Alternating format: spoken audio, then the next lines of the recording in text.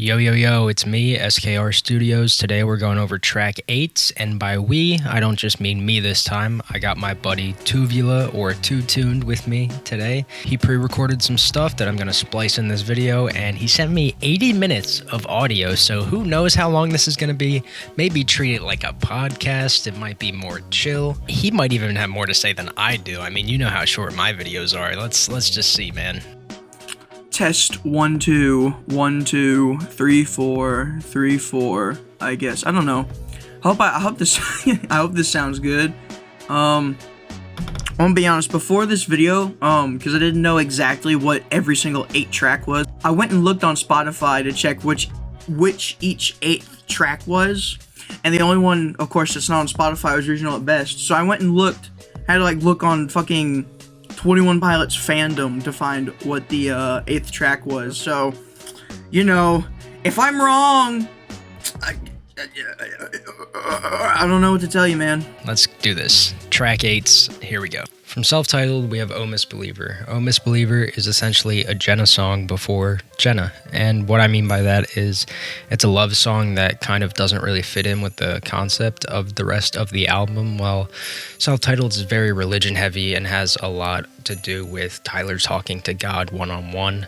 Oh Misbeliever probably can be tied back to religious themes, and I'm sure it can be because it's just on this album and it has to fit in somehow. But, you know, coming after Johnny Boy's more upbeat sort of sounding song where it's telling a story, Oh Misbeliever tells a story again, but this time it's sad, it's somber. Tyler's talking about the cold in terms of snow and walking through the snow and temperature, but he's also talking about feeling cold and feeling distant from things, sort of like he will do later on in Clancy during Midwest Indigo.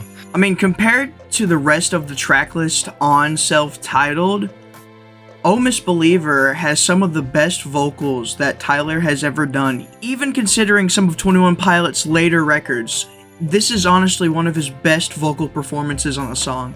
Like, listening to it honestly reminds me of that one video where Tyler was singing the national anthem for his high school. Like, yeah, Tyler has a lot of...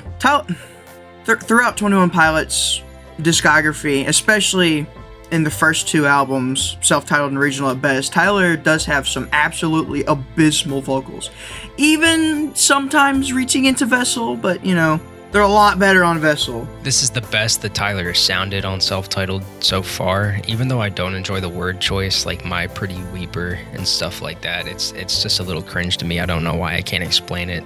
I can appreciate this song and how it's one of his first love songs besides Prove Me Wrong from No Fun Intended. This one really just does fit in well after Johnny Boy and before Aircatcher, and you really feel like you're walking through the snow and like it's cold outside, but also this sort of sinking feeling that you're alone and you have no one, and you're going to get more cynical as you grow older, and you want someone to be there with you so that you don't grow as cynical, and you have someone to sort of tie yourself down to and sort of an anchor for yourself.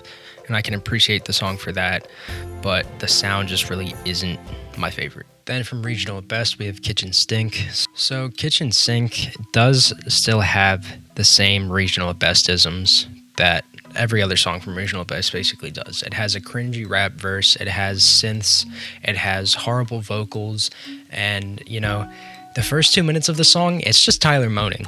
Like, I don't want to listen to that. Do you want to listen to that? The only person who wants to listen to that is Jenna, so I'm not really into that. And then you got, obviously, the pretentious lyrics like a kitchen sink to you isn't a kitchen sink to me. And I know that, you know, it could be determined as Tyler's going through mental illness and all this, and he's trying to convey his stuff, but I just feel like the message could have been conveyed better. And I get that, you know, it relates back to the logo and it relates back to other pretty dark themes, but the sound of the song mixed with the lyrics, mixed with just sort of like how Tyler is sounding, just doesn't really work for me, and it's practically unlistenable. And then you get to Zach's verse, and Zach's verse is like the worst verse of any 21 Pilots song ever. Like, maybe besides Be Concerned. Like, this shit sucks. Like, he's just rhyming words that aren't even words. Like, are you Dr. Seuss, man?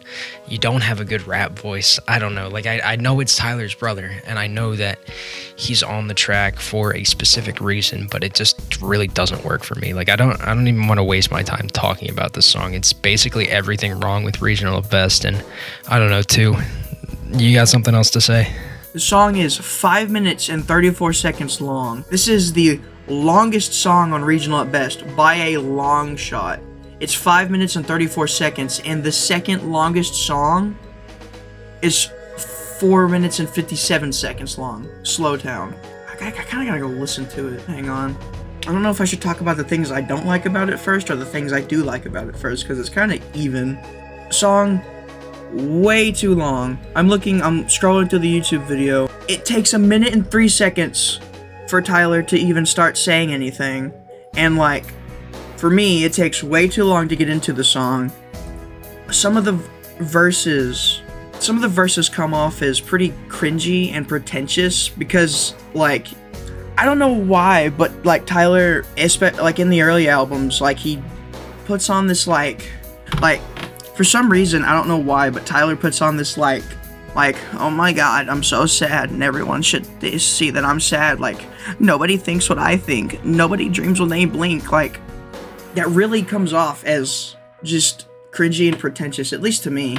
And then he goes into the whole go away, leave me alone thing, which honestly, that part's great. I like that part. I'm not gonna lie. Part good, shit good, the shit good.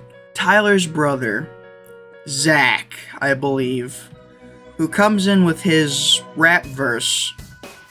I'm gonna be honest. Come here, come close. I don't like it, okay? The rap is not that good. Was he talking about anything in that verse? He keeps doing the I feel like he was just using these words to get the syllables to make up this really over convoluted, complex rap verse that in the end really doesn't mean anything. I guess it's just an okay song. Like, if it comes on, yeah, I listen to it because like nostalgia. But if I had never heard this, I had never gone into Regional at Best before actually getting into 21 Pilots, I would not like this song at all. From Vessel, we have a better song than the first two that I talked about. We have the Run and Go. The Run and Go is sort of in that middle section of Vessel that a lot of people forget about. Semi-automatic, Screen, the Run and Go, and Fake You Out really aren't talked about too much, and it's sort of a shame because while they do sound kind of all have sort of the same messages, they still deal with the night cycle and they fit in Vessel well. They all have these, synthy sort of buzzy beat sort of vibes, and they're all genre blending songs and they all fit in together really well. They are Vessel to a T. But in terms of the Run and Go, this one is it's about his dad. Obviously he says Pa, and it's talking about how he killed a man and he's on the run and go. My interpretation of that is that he killed a part of himself and he's on the run from his demons, or the good part of himself. I'm not sure. Maybe Blurryface before Blurryface was a thing, And he's basically he's telling his dad he doesn't want a lot of help, but he just wants his dad to stay in case something bad happens. And that's something that everyone can relate to. You don't want someone to check in on you and worry about you all the time, but you want them to be around. And while the kick drum might be annoying in the background and it might not be my favorite Vessel song and it might be a forgotten one sort of, it can all be forgiven because of the messaging. And honestly, I just think that this one didn't click for me for a while, and then it finally did. And one day I was like, man, this song hits in a different way that a lot of songs don't. I mean, that whole bridge, cerebral thunder part really just kind of sinks in on a deeper level. But I enjoy the messaging of the song. It's kind of something like what you'd see later at the risk of feeling dumb, or something you saw on Self-Titled with Friend Please. But instead of being about a friend, it's about your dad, and it's about how your dad has to watch you struggle, and that's something that really does kind of hit deep. So I enjoy the Run and Go a lot. While it's not my favorite, I appreciate it. Because it has that synergy with Vessel. It comes after Screen, which works really well, but it also, House of Gold is a song for his mom. The Run and Go is a song for his dad. And it still deals with the night cycle type thing. It still deals with death as a whole, which, of course, Vessel is about death. It's got two old guys on the cover, and then you turn the cover around, and there's Tyler and Josh in skeleton outfits on the back, so... Run and Go. I mean, everyone mentions, was it the kick drum, the bass drum, whatever, the drumming, the droning drumming that goes on the entire song. This is like one of the 3 songs on Vessel that kind of feel like a filler track. But honestly, out of the 3 of Semi-Automatic, The Run and Go, and Fake You Out, The Run and Go is the best one out of the 3. Like, they all have the formula of a Vessel song. The Run and Go is not the only example of a track on Vessel that has the doo-doo-doos. I like the whole, I don't want you to help me, but I want you to be there for me when I need help kind of thing. Like, I don't really get why he needed to put the cold nights under sheets from accusations. Like, that whole part, kind of unneeded. It just has the Vessel formula that a lot of almost every single song on Vessel has. Semi-Automatic, The Run and Go, and Fake You Out, all bullshit songs, but as I've grown listening to these songs, The Run and Go has grown on me to become not my favorite song from Vessel, but one that I will come back to from time to time. Doubt is kind of the perfect placement on Blurryface. It comes right after The Judge, which is basically Tyler's plead to God. And this one, it's just about doubt in your religion. Sure, it could be about anything, but obviously it's about religion. You have the bishop's line, which can be related back to trench lore, but could also be related to the bishops in religion, in Catholic religion.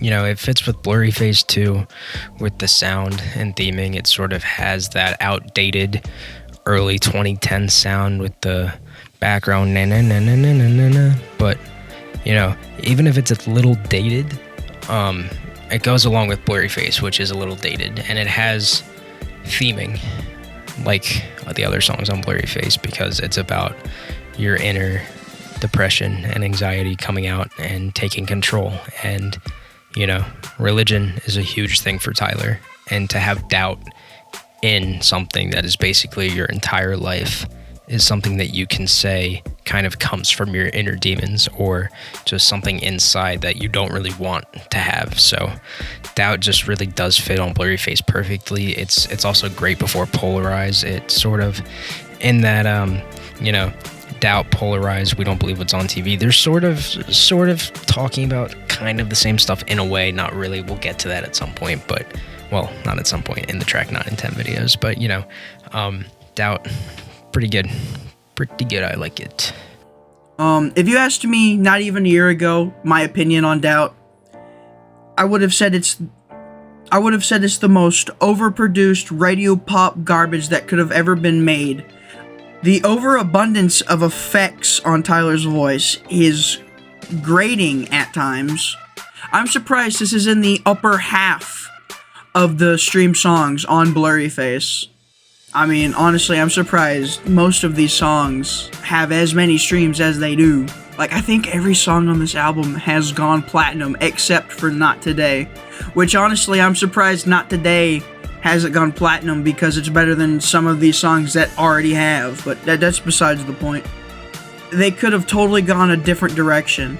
And I think I did hear the Doubt demo that they showed during the Vessel live stream, was it? Looking back at this song now, I do have a slight appreciation for what it is. Still not a song I really come back to, but instead of absolutely just hating Doubt, I've come to appreciate it a little bit. The hype is sort of like Doubt, where Tyler is sort of talking to someone else about his life, and in this one, Tyler is talking to his younger self. It's a great way to come back to sort of the more happy sound, even though it's still dark because it's Trench, sort of more upbeat sound after Neon Gravestones, because Chlorine slows down, Smithereens is slow, and then Neon is obviously a ballad. So once you get to the hype, it feels like a good point to pick the album back up again after that middle section. And you know, this song really is just an essential 21 Pilots song. You have the ukulele, you have the incredible drums, you have Tyler screaming. It's sort of like a Vessel song in a way, where one part is repeated over and over until it's screamed, but in this one it feels a little different because it does have that sort of darker vibe that Trench is sort of going for. And the little part where no one's talking, but you can hear a faint voice in the background before the "I don't know which way I'm going, but I can hear my way around" bridge, you can hear a faint part where it's from, I think, a regional at best tour documentary, where Tyler's talking about how they're only a two-piece band, so they're going to have to really heavily rely on backing tracks because they need the technology to work since it's only two people. And you can sort of hear that in the background, and I think that's kind of awesome because the whole song is Tyler talking about his younger self. He's talking about his future to his younger self. He's saying, don't believe the hype, you know, don't get a big head, don't get a big ego. And it just works really well because the lyricism is great. And, you know, having that little section in there of something from the past really shows how far they've come, and it shows how they've changed and how they haven't let all this stuff get to them, especially after the Blurryface era. And it's got that same sort of vibe that's going to come back on Legend with the ukulele, and it just flows perfectly from this to Nico and the Niners, because Nico and the Niners has that intro and sort of that riff that is the backwards ukulele. So the hype overall is just an incredible song. I mean, this thing is just kind of a masterpiece in terms of what Tyler and Josh are capable of. My opinion on the hype, it's good. It's a good song. I feel like I like it more than a lot of others do. Like, I just love the whole sound to this song. I love the message. It sounds great. Is it my favorite song from the album? No, it's like in the middle. It's in the upper half of the middle of how I would rank this album if I ever were to rank it. It's like, it's not my most favorite. It's just like, it's like, I guess it's like on the lower end of my favorite tracks from this song, from this album, but it still is one of the tracks that I consistently come back to over and over again. It's a good song, and I feel like not enough people give it the credit that it deserves. forMIDable is interesting because it is another sort of track 8 conversational song, like Doubt, The Hype, and now forMIDable, with the whole, you know, yeah, I'll follow you part first. I think it's whoever he's singing about saying that, and then it's about him saying that, or vice versa. But no one really knew who this song was about when it came out because of the 13 years line. Is it about Jenna? Is it about Josh? Is it about the fans? I'm not sure. This one to me is also another one from Scaled and Icy that's a little boring and stale in my opinion. Sort of like Never Take It. I just think at this point in the album, it's a guitar song instead of a uke song. It should have definitely been a uke song. Like when Tyler and Josh did that interview where they had the Snapchat filters, Tyler played it on the ukulele and it sounds so much better. And, you know, the drums are, again, faint in the background. They're not as crisp as they usually are. And it's good messaging, but it doesn't really fit on the album. And I guess that's sort of what a Jenna song does. If this is a Jenna song, I really am not sure. But, you know, it's also a weird placement. Like, it comes after Mulberry Street, which Mulberry Street really brings you back into the vibe of Scaled and Icy. And then this one sort of takes you out again a little bit. I don't know. I feel like this should have been earlier on the album, if anything, or not on the album at all. But in my opinion, this one's just not that great. And I like the loyalty, that I'm just worried my loyalty will bore you line, but everything else really just isn't it for me. In my opinion, you take the for and the able, you leave that shit alone, and then you capitalize mid in the middle of the song. This song is the most mediocre mid song I have ever heard, especially within the 21 Pilots discography. I am actually surprised this song does not have less streams than it does.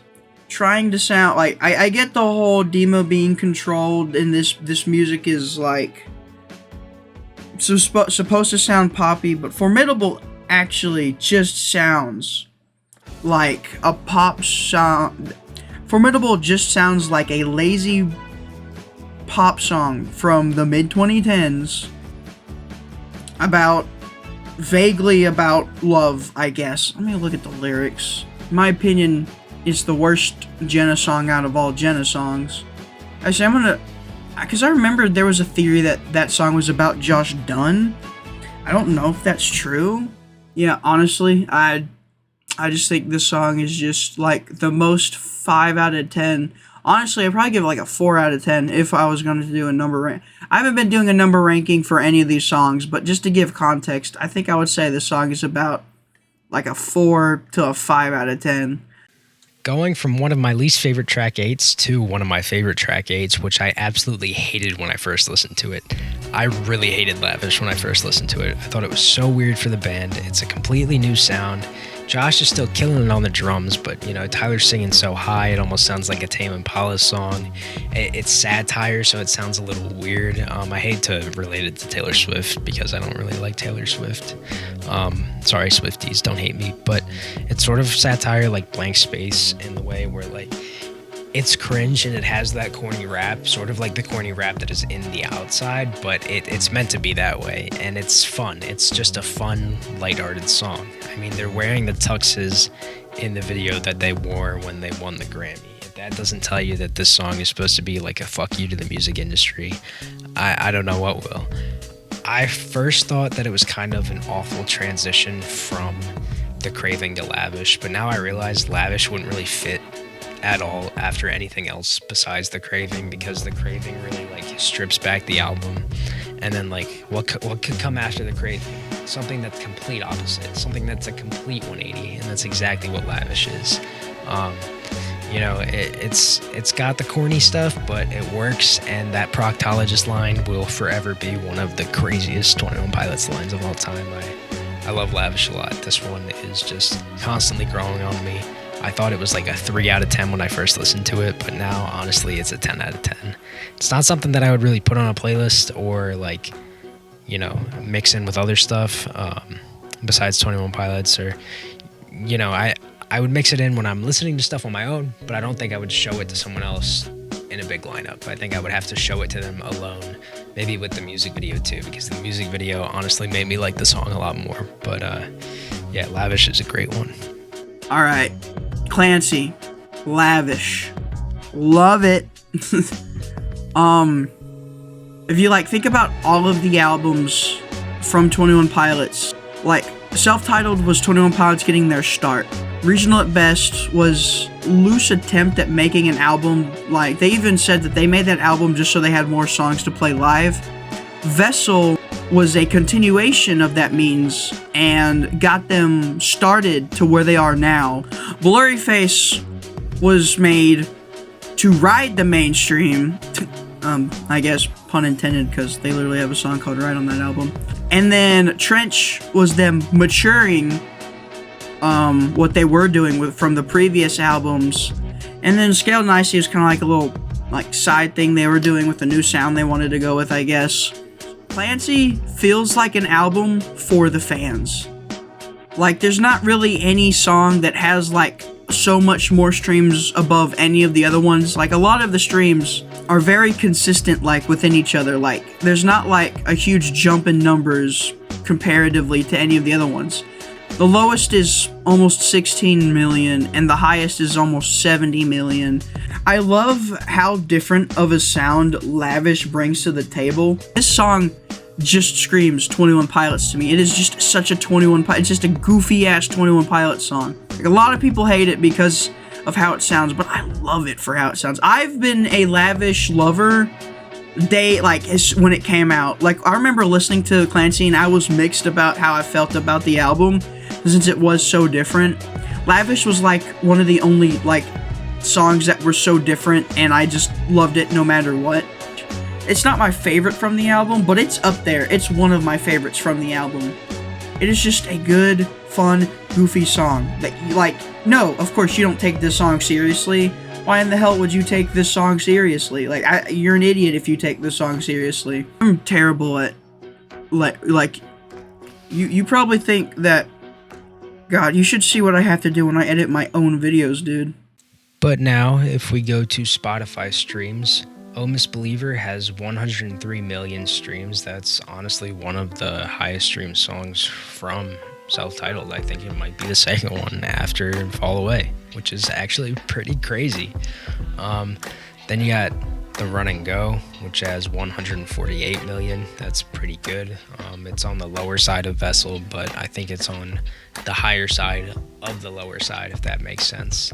Because, like I said, it's in those middle tracks that not a lot of people really seem to talk about or listen to, and they're not really played at shows very often.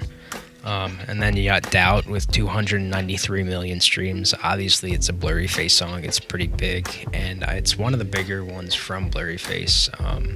That wasn't a single because obviously it has that radio-friendly type of sound, and while it wasn't on the radio, I'm sure a lot of casual fans really liked this one when it came out and like it now as well.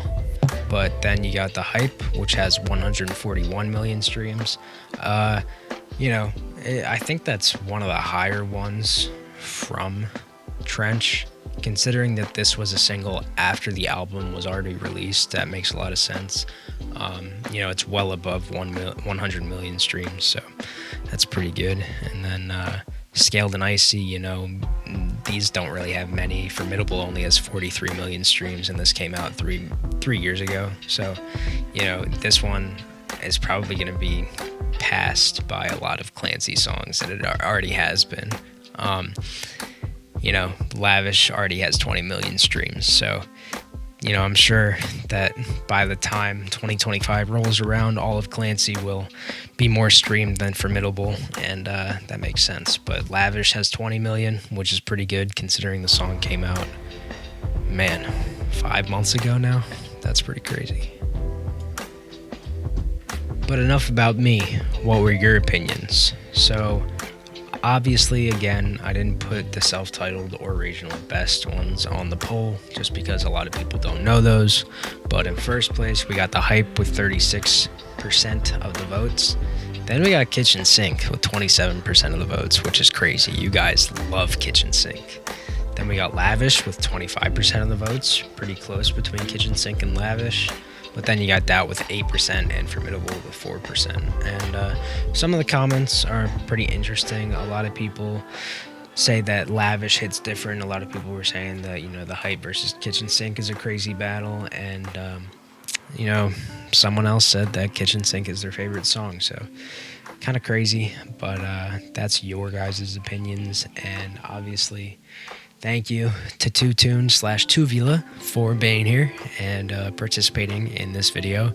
He's going to participate in another one down the road in the future, and we're also going to do a tier list of the albums at some point together. So keep a lookout for that. Go subscribe to him, check out his channel, and until then, we will see you guys in the next one. Here are my rankings.